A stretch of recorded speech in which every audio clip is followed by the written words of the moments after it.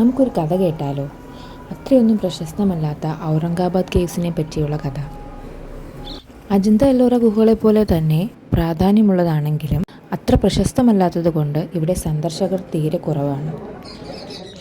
അജന്ത കേവ്സിന് ശേഷം 5-ാം നൂറ്റാണ്ടിലും 8-ാം നൂറ്റാണ്ടിലുമാണ് ഇവ നിർമ്മിക്കപ്പെട്ടിട്ടുള്ളത്.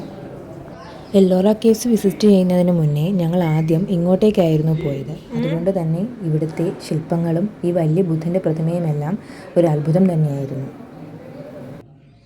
ബുദ്ധപ്രതിമയും പ്രാർത്ഥനാ ഹാളും വിഹാരങ്ങളുമാണ് ഇവിടുത്തെ പ്രത്യേകത. ഔറംഗാബാദിനെയും അവിടുത്തെ കേവ്സുകളെയും പറ്റി പറയുമ്പോൾ ഛത്രപതി ശിവജിയെ പറ്റി പറയാതിരിക്കാൻ കഴിയില്ല. ഇന്ന് കാണുന്ന മഹാരാഷ്ട്രയ്ക്ക് രൂപം കൊടുത്തത് അദ്ദേഹമാണ്.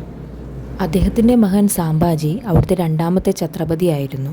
മുഗൾ ഭരണവുമായുള്ള ആക്രമണത്തിൽ അദ്ദേഹം തടങ്കിലാക്കപ്പെടുകയും ക്രൂരമായി കൊല്ലപ്പെടുകയും ചെയ്തു. അദ്ദേഹത്തിൻ്റെ ഓർമ്മയ്ക്കായാണ് ഇപ്പോൾ ഔറംഗാബാദ് ഛത്രപതി സാംഭാജി നഗർ എന്ന് അറിയപ്പെടുന്നത്. വിസിറ്റേഴ്സ് തീരെ കുറവായതുകൊണ്ട് തന്നെ നമുക്കിവിടെ പീസ്ഫുള്ളായിട്ട് ടൈം സ്പെൻഡ് ചെയ്യാൻ കഴിയും.